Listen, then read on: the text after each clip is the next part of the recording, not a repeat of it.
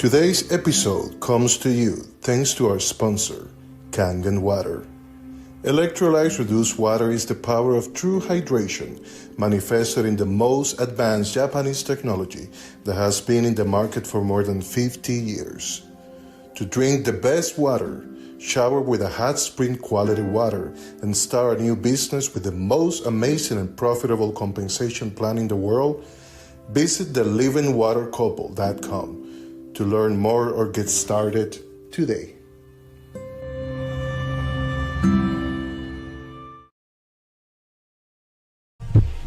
Welcome to a brand new experience with innovative voices from all over the world.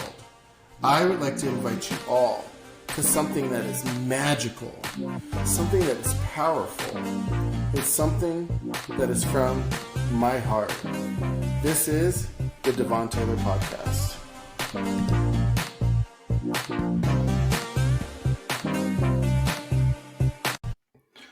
Hello all and welcome to another episode of the Devon Taylor Podcast. I am so excited for our next episode because today's guest has a direct impact with some of the most important moments in my life. This person is super inspirational, and today's guest is just beyond just knowledgeable. So get ready for an exciting episode. Today's guest is a leadership and liberation master, as well as the leading innovator for the rapid shift integration method. She also has her own podcast called Cosmic Conversations. So today I welcome Julia Phoenix. Hello. Hi, Devon. Thank you so much for having me on and for such a beautiful introduction. I'm really happy to be here. Oh, I am so happy for you to be here and honestly really excited. This was one of the episodes I was looking forward to. Like I said, you've been such an impact to my life and just like really important moments for me. So thank you for doing this first and foremost. Like it's an honor to Oh, it just really be here with touches you. me to hear that. When you Yeah, shared that part, I was like, oh, it's some of the true. biggest moments of your life. Like, geez, the honor is mine. Yeah, no, it's so true. And I honestly, when I'm thinking back on the speech I did in Naples and the book, like you were right there. And I know that I was shitting bricks, let's just say that, before I, did that speech. And I know when I got on stage, like something just transformed in me. And I know it had a lot to do with working with you. So I really appreciate you. And yeah, I honestly am so intrigued and want the audience to get to know you. So, um, how did you get into doing the work that you do? And like, what was the first step for Julia in this realm of just creating badasses or helping people become the best version of themselves? Creating badasses. I really like that. Maybe I should put that in my bio. Professional badass creator. No, I don't create badasses. I just remind them of who the fuck they are. Um, Mhm. it's interesting. This is not something that I set out and was like, I want to be a coach or a healer, or I want to help people, heal in this particular way. Like, I knew that I wanted to help people for, a long time, right? But it really was so much of what happened kind of just fell into my lap, and then I took certain turns and certain opportunities. But, you know, um, I grew up, with a lot of trauma, a lot of childhood trauma, and a lot of pretty devastating issues that I had in my very early life, like eating disorders and drug addiction and pretty much any different kind of addiction that you could think of. Like, I really struggled with, and pretty severe behaviors around like self harm and things like this that had me just, yeah, in and out of hospitals, like really getting into a lot of pretty dark places. Right. And so, I would say one of the biggest, probably the biggest turning point in my life was getting sober when I was 23. Mm, So I went to rehab, I got sober, and this was where I really started to kind of commit to a process of seeing what was there and how I could potentially make my life better. Right. Mm. I didn't even think about it at the time in terms of like healing. It Yeah. was just kind of like, all right, well, this track that I've been going down, I'm like seeing where that leads, and Yeah. it's not anywhere good. But there's like this other option that I'm now seeing, right? And it's called sobriety, is like what it was at the time, right? Yeah. And there's different things coming into my experience that are kind of throwing me a lifeline and saying like, hey, if you come over here, if you try this thing, even though it sucks and it's really uncomfortable right now, to not have your coping mechanisms, like you might be able to have a different experience of living in your skin in the world. And you might be Mm. able to have a life that looks a little bit different than what you've known. And I didn't know for sure that that was possible for me, Yeah. but I was open enough to see. Like I decided to see. So I really committed to this kind of path, right? You could call it the spiritual path, the healing path, the awakening path, the sobriety path, whatever. It's all the same to me, really. Yeah. I committed to the path, right? And then throughout my 20s, it was a lot of, I worked in 12-step stuff, therapy, a lot of deep inner child work. I navigated through after stripping a lot of the addictions away that were chemical. It was like different layers, right? It was my eating disorder, my relationship to my body. It was relationships, romantic relationships for a long time. That was like a really deep one that I Mm. kept needing to dive into. And what I found was at the root of so much was childhood stuff, childhood issues. And the trauma that I'd been through. And so I worked with, a number of different tools and um, practitioners on those layers for myself. And then I was just so into this for myself. Like I was working with children. I worked with children for many years, and that's actually my area of study and where my degrees are, is like early childhood development, early childhood education, and human development is my master's. And so I was like teaching and like nannying and stuff, but then it was like this stuff, like the healing stuff, like Yeah. this was really like where I was almost like obsessed, but not in a negative way. Like this was really where I was focused, right? And it Yeah. was what felt so connected to my purpose. And so I got accepted to go to a training to learn a particular inner child healing modality. And I didn't have the idea, like, I'm going to start a business with this. Like, that wasn't actually my intention. I wanted to get certified in it for myself, Mm. and to potentially help others. Right. And then it just became apparent through that process. And after I got back, it was like, no, like I'm kind of meant to do this, you know? Yeah. And it really sort of started taking off from there. Like I was featured on someone's website kind of prominently, and I didn't have to do a lot of external marketing for people to start coming to me and coming into my world. Started charging very, very little, but just working with anyone who, honing my skills, honing my craft. I grew this into a business, and eventually left the other stuff that I was doing. And since then my business has kind of gone through different shifts and transitions, as I know that you've watched kind of happen Yeah. as well, right? Like eventually I did create my own modality, and Mm-hmm. it's a bit more metaphysical in nature than what I was doing. But the inner child work is always something that is, it's so deeply a part of me and my lens and kind of how I work with people. I focus a lot on relationships. For a while, though, that was really like my main thing that I was known for. Really, like the big thing is like the relationship focus. So yeah, it kind of just evolved from my own experiences, and the path kind of it kind of unfolded step by step in front of me. And this is why what I always like to tell people who are really concerned about like their purpose and stuff, Mm-hmm. because it's like we have this idea, right? Like we've got to have this like 5-year plan, 10-year plan, and we have to know, like we think we need to know how everything's going to look and what are all the steps that there need to be for me to get to the place that like my mind is deciding is meant for me. Yeah. And that hasn't been my experience. My experience has been that I walk through the doors that open, I learn from the Mm. doors that shut, and I do the next true thing. And then I end up in my purpose, right? I So love that. we have it. I love that. And I even love like how you mentioned the inner child work, because that specifically was what you were kind of helping me with. Yeah. Even my relationship with Giancarlo, just helping us navigate through that. What led you from the inner child work to like being able to create your own modality? Like, how did that come about?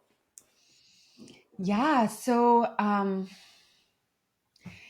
I it's interesting because I'm someone that has, I think, always had a level of spiritual gifts and intuitive abilities and things. But I really, really, really shied away from focusing on that or really utilizing that in any way publicly, like, or in any kind of Mm. overt way, mostly because of my upbringing, because I was raised inside of like a spiritual cult where there was a lot of really dark kind of manipulation that went on involving like energy work and spiritual principles and things like this.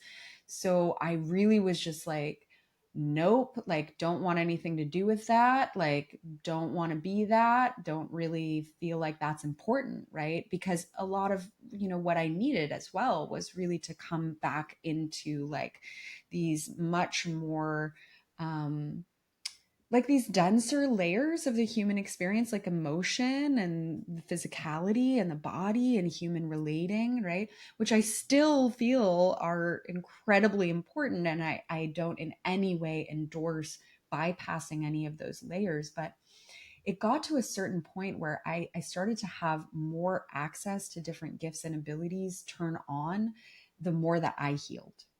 Mm. The more that I progressed on my path, like these doors started opening and I couldn't really deny it anymore. And Mm. certain things started activating within me. And I now know that that was a process of DNA activation that I was going through. Inner child work can unlock your DNA. Like Mm. shadow work can unlock your DNA. Light work can unlock your DNA. All kinds of things can. Meeting specific people, traveling to specific locations, right? Like Yeah. moving to where I live now, by the ocean, this specific piece of land, it activated a lot for me, right? Mm. So eventually I got help from a mentor who essentially assisted me in understanding and owning more of what I was doing and really starting to bring that out publicly and stand behind it.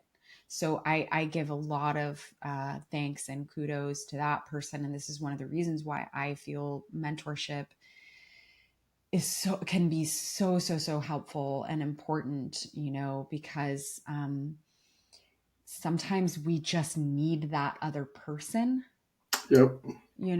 to reflect back to us, like, and to hold our hand through the process of Mhm. owning something, of going through that transformation and bringing it more forward. So I love that. Yeah, no, I feel exactly the same way with the speech I had and the mm, call we had right before the speech, because like before we were talking, before we got on, I was saying I was shitting bricks, and I want to say there was something that like happened between that call and like me hitting the stage that like transformed me, and I like mm, totally I remember it, but I don't. I knew I was standing up there, but I can't tell you exactly what happened, but it was like almost magical. So mm. speaking on that with DNA activations, like what is that like? How can you explain for anyone that doesn't know what DNA activations are?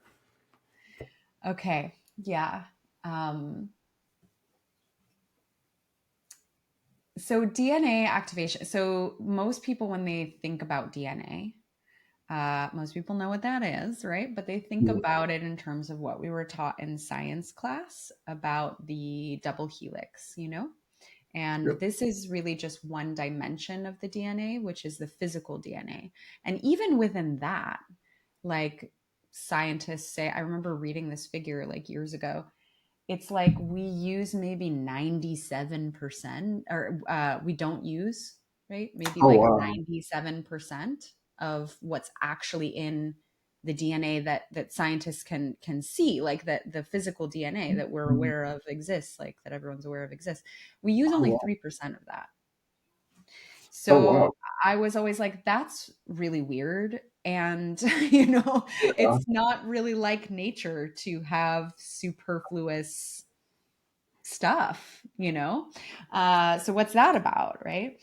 Um, the truth is, well, when it comes to the what they call it junk DNA. It's really not junk. The truth is that some of that is stuff that is physical in nature that if we were to, for example, develop the capacity, like we needed to, we as in human beings needed to develop the capability of doing something like flying. Like let's say something happened to the earth and it became mostly water and we all needed to grow wings and fly. I don't know. Get out of We here. actually have the coding for that, like in our physical DNA. It's just that the links are sort of broken, type of a thing, right? So Mm. that's one element. But also, we have an additional at least 10 strands of DNA. So there's 12 total. It's just that the additional strands are actually not observable with scientific instruments because they're not physical. So they're multidimensional. They are often called etheric DNA or light strand DNA or soul DNA. And this DNA contains all kinds of gifts and abilities, you know, that human beings don't currently have access to, most of us, right? It contains like psychic abilities and cool things like that, but also it contains like kind of gifts that are from our lineage, from our higher selves, from previous incarnations, really everything about who it is that we are on a broader level, you know? Mhm. And I mean, there's so many layers to this, but the multidimensional DNA is like really connected to our spiritual identity and our ability to connect with life itself, with God, with whatever you want to call it, with the planet, all of these other layers of reality in a way that is really meaningful and harmonious. So it's pretty cool. Yeah, it's and like you said, pretty complex. Like so much to it. I know that I was listening to. I want to say it was like one of the most recent episodes on your podcast, and you were talking about embracing the feminine to unlock like the the overall business, just making it that much more Oh, impactful. yeah. Yeah. Feminism. And yeah, I was like so intrigued by that because it was something that I had never even heard of before. Mm. What would you say? How can people, or any advice you would give to someone that's trying to just like unlock their DNA, or I guess master their feminine so that they can embody themselves more in Mm. in all? I mean, I think, you know, it's interesting because it can be different for everyone. You know, we are kind of coded to have different sort of activation triggers, so to speak. I Mm, think seeing a practitioner can be really beneficial when it comes to DNA activation. Like, you know, I can obviously like help you with that. But mm, um yes. yeah. But I think, where could people start?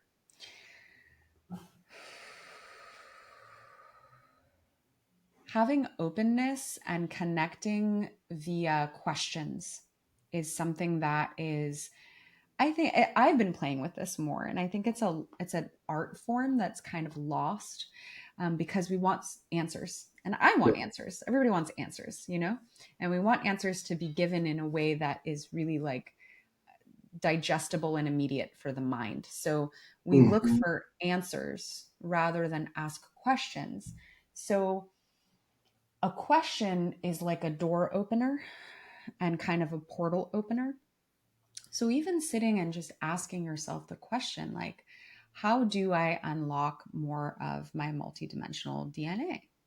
Mm. And seeing what comes through. Sitting and asking a question like, how do I what is the next step?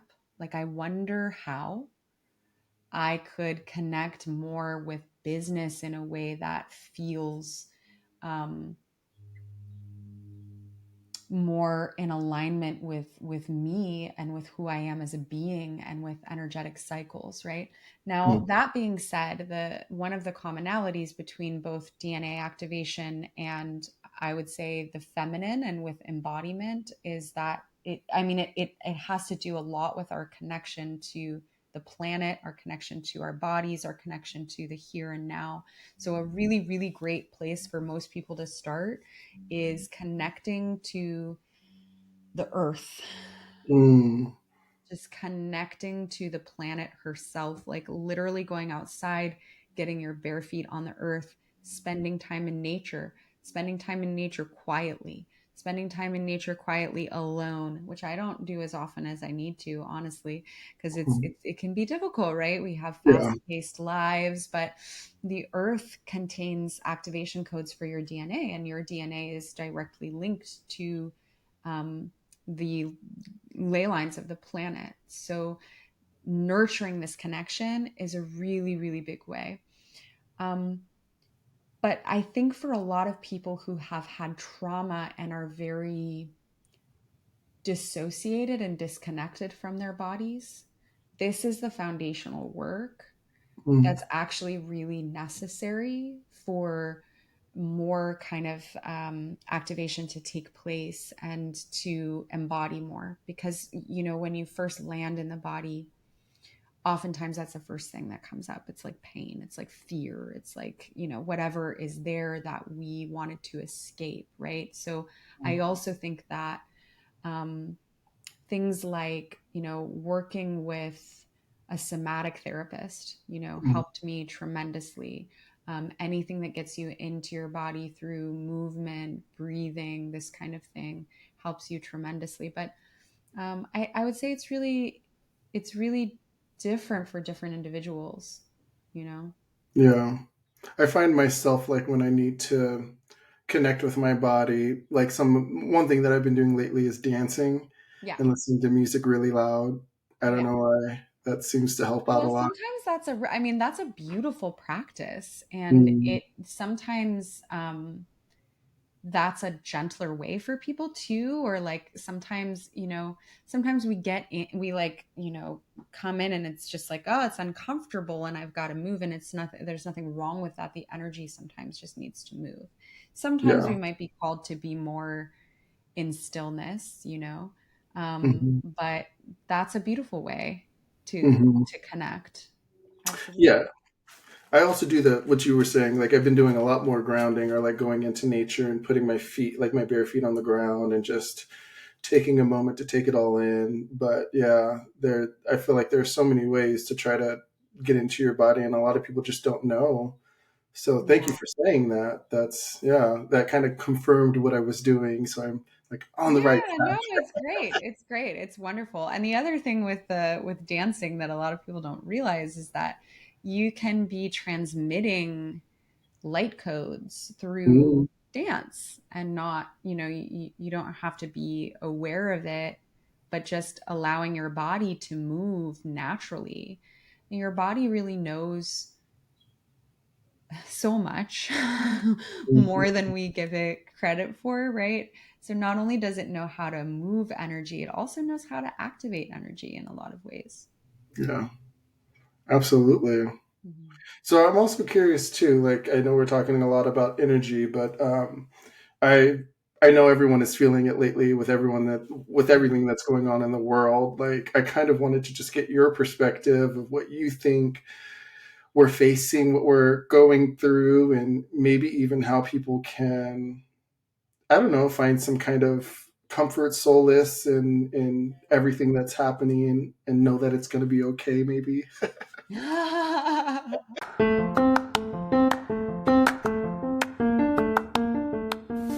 guys, it's Icarus here. And Amelia. And I'm here to tell you if you'd like to join our brand new adventure. Go to DevonTaylorAuthor.com to learn more. And check out the cool items like the new bucket hat. Yeah, and so much more. See you guys there. Gonna be okay. Yeah, I mean, that's a pretty big question. I think nervous system regulation is really, really important right now. So whatever tools people have to help them regulate their nervous system, grounding, breath, all of these things, coming back to the present moment, is just like really, really freaking essential. But the way I see it, I mean, I think we're at a very, very, very unique time in planetary history.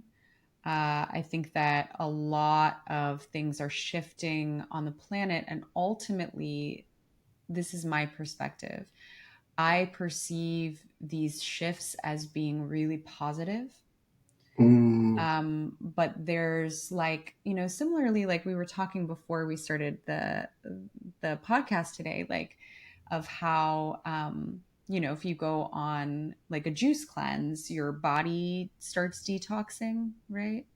Mm-hmm. We have a lot of stuff that is clearing out and needing to be purged. There's a lot of human karma, like, just stuff that that we're navigating and sifting through. And there's a lot of wake ups right now in terms of like people's consciousness, like, kind of reaching these different levels. And then there's also a lot of people who are really digging their heels in terms of like, we could say like older layers of consciousness, older paradigms, etc. Right. So it's an extremely polarized time. There's a lot of tension and there's a lot of eruption in some ways, right? Yeah. But I don't know why right now the metaphor of the body is like feeling really correct for me as far as like what the earth is going through and what we're going through. It's like a purifying process in some ways, And so what do we know about a purifying process? If we look at the physical body, it's not always fun. And I'm not meaning to minimize in any way, fear that people have, and also like, how devastating some of these things are that we're seeing, that are realities, that are going on right now. My perspective as well, though, is that I think people really need to keep in mind the level of darkness that's present on the planet today. You could call it darkness, etc. It's actually not that is increased from where it once was. Like, actually, there has been an incredible increase in what you could call light. Like, there's an incredible shift in consciousness that is positive overall, right? Yeah. I mean, I don't know how much you know about the Middle Ages, but I mean, that's not even that long ago.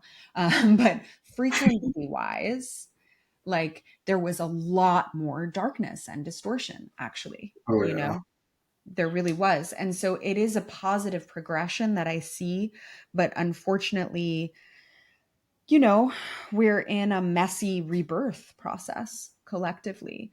I always go back to, first of all, what is the reality in the here and now, in as far as like what is mine? What is mine right now? Right? What is mine right now in my body to process, in my field, in my home, in my relationships, in my career, in my circle? What is mine? Because we're like cells in this body. And all of the cells have their different roles.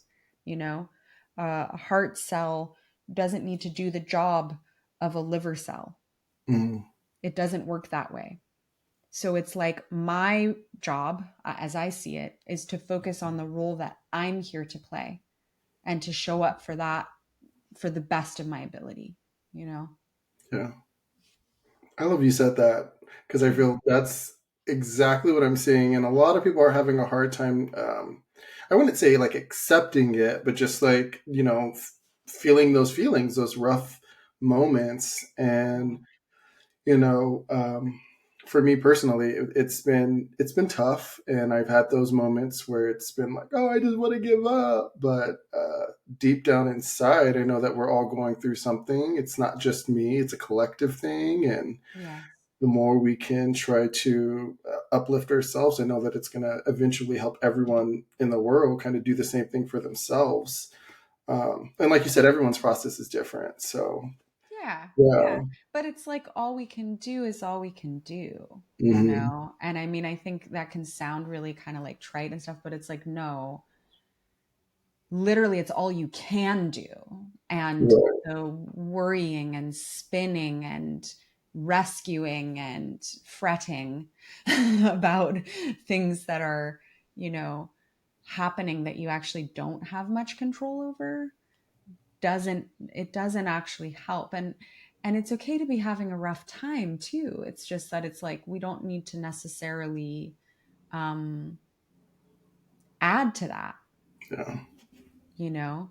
I think another thing that's coming up that I just want to share is like, Oh, because I please. feel for some reason that like you might be surrounded by some people, or you might have people who are watching that have a lot of like this sense of like doom about the future, like doom about humanity and doom about the planet. And it's an easy place to go, right? There's war happening, there's all kinds of things happening. What I want to say about that is that what a lot of people are tapping into with that, they might actually confuse with just being like seeing, being aware and seeing future potentials, when in actuality what they are perceiving and experiencing is past. Mm. Because Mm. we carry a lot of memory, and memory is contained in the DNA. This is one of the things that I actually help people to release, so I don't just activate dormant coding, I release things, right? Ancestral stuff right now, like, are you kidding? The level of ancestral trauma that has been kicked up in recent events for, you know, probably billions of people. Like, it Right. is intense. So ancestral, but also past life. You Mm. know, a lot of us have had lifetimes. There's been many civilizations that have been destroyed. There's been a lot of stuff, and all of that stuff is also in our bodies. And so we feel these sensations, or we get these images of things, and we think it's because we have our finger really on the pulse of what's about to happen. And that might not be the case. Mm. Preach. Ooh. Oh, I felt that. Yes, it's ooh.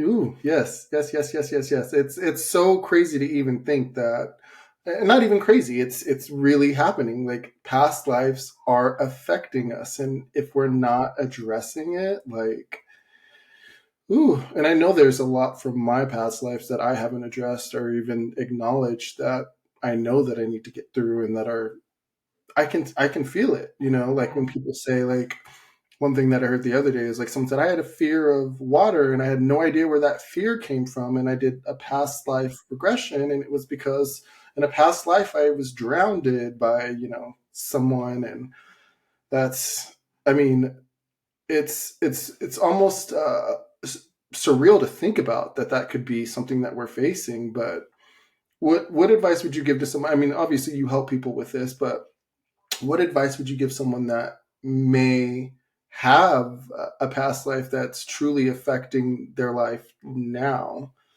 I mean, I believe we all do, right? Most of us, Yeah.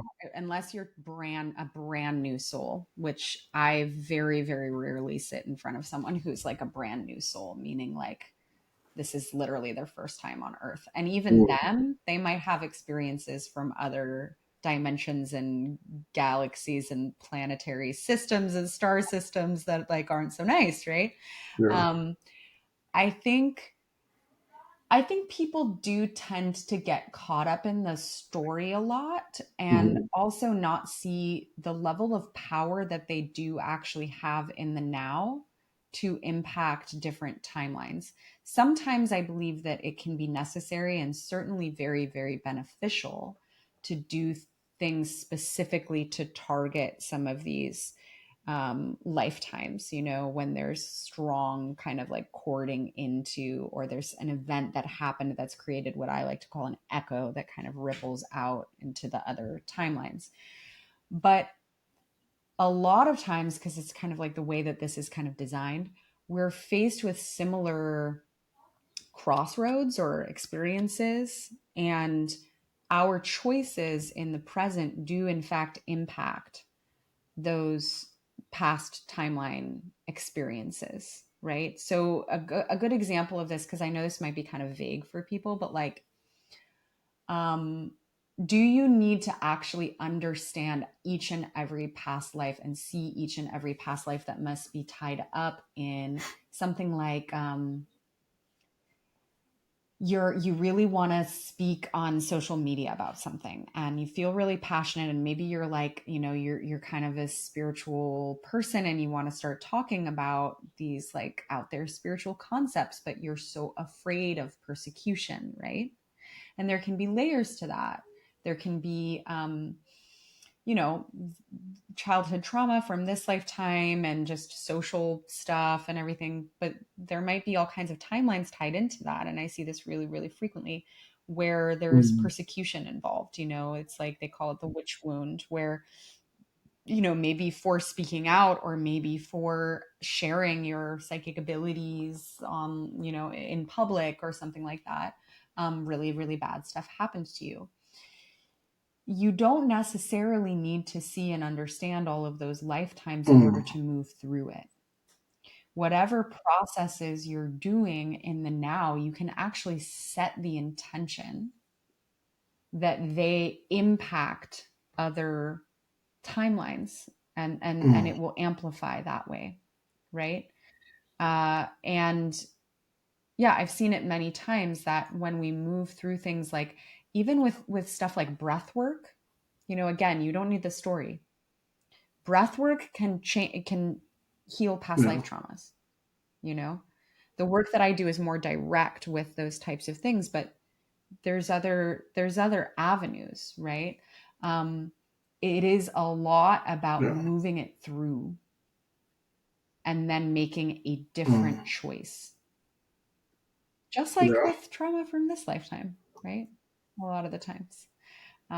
There are some cases where I think some deeper work with like a qualified practitioner is necessary. Like if someone has a severe phobia like that, sometimes it's like the lifetime needs to really be looked at and addressed. But Yeah, no, I appreciate that. And I know that from experience working with you, it's transformed my life. I can't say that enough. So if anyone is even getting that feeling right now, like, I'm feeling called to work with Julia, follow it. Reach out to her and see oh, what thank you. happens. I promise you, your life will change.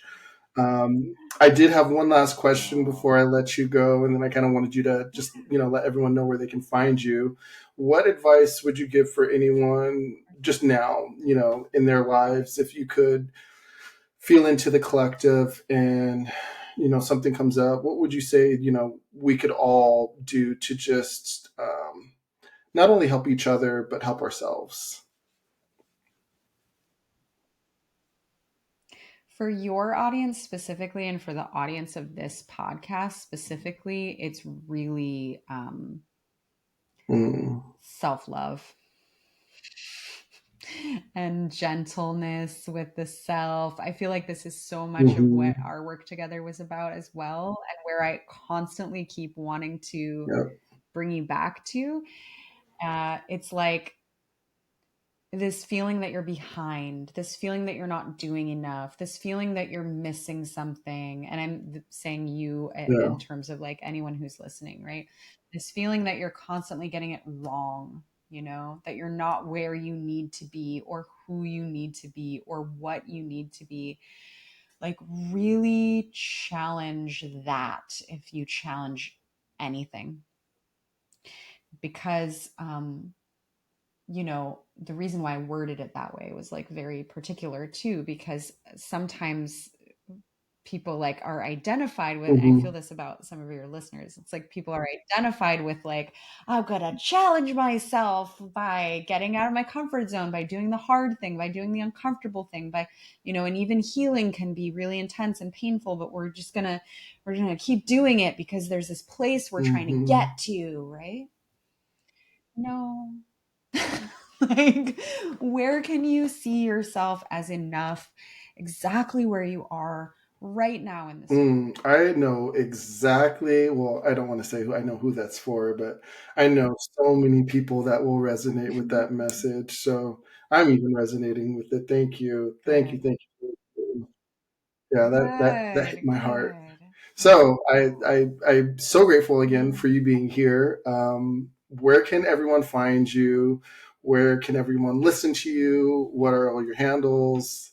Go.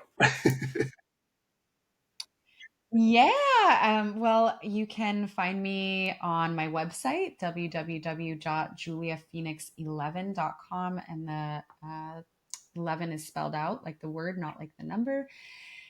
And Instagram, Julia Phoenix 11, same spelling. Facebook, it's just Julia Phoenix. And, you know, I have my podcast, Cosmic Conversations, which you can find on Apple or Spotify, or you can watch episodes on my YouTube channel, which is confusingly at Julia Phoenix 11, and it is the number, but it's a long story. Anyway, yeah, but great place to go would be my website or Facebook or Instagram, and just shoot me a message or Yeah, send me I an highly email. encourage you guys to reach out. Thank you so much, Julia. I truly appreciate you. This has been one of the most remarkable episodes, and I'm just so excited for everyone to listen. So, thank you for being here. And anytime you want to come back, you're more than welcome to. I know you have, like I said, so much knowledge, and we only just touched the surface of everything that you do. So, so yeah, thank you, thank you, thank you. I appreciate Thank you. you. Thank you, Devon. It was such a pleasure being Thank here. I you. appreciate you too.